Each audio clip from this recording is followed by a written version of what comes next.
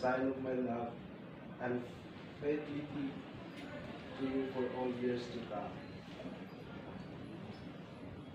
Now, it's Shanna's turn.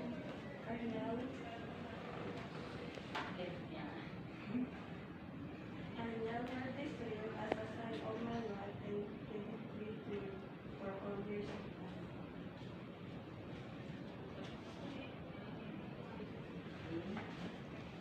Do you, witnesses, attest that Arnel and Shanna have indeed freely exchanged marriage promises and are therefore now bound in the bond of marriage? Do your honor. As Arnel and Shanna have consented together to marry each other and have witnessed the same before God and men, and have pledged their faith to each other, and have declared the same by joining hands and by receiving rings. Therefore, by the authority vested upon me by the laws of the Republic of the Philippines, I hereby declare Arnel and Shanna husband and wife. So please face your family, Arnel and Shanna. I present to you Mr. and Mrs. Maru.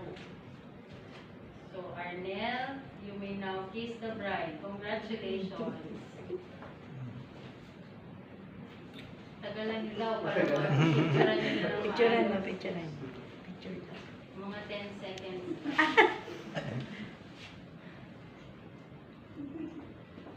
Nakangiti yung anak niyo.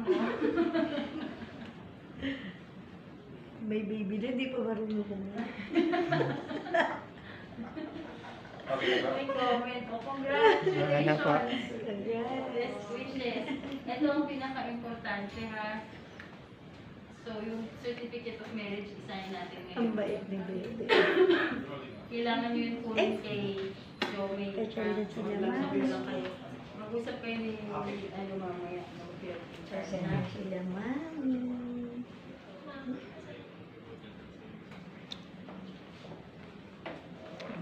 Sino ang ano nyo, mga witnesses? Sila lang. Sila din. Oh. Nagkasakit po yung mga kinuha ko. Pero napalitan natin. Okay. Anong sakit nila? Natrangkaso ba? Madami kasi may sakit. Ako nga rin po, sige po. Ako din.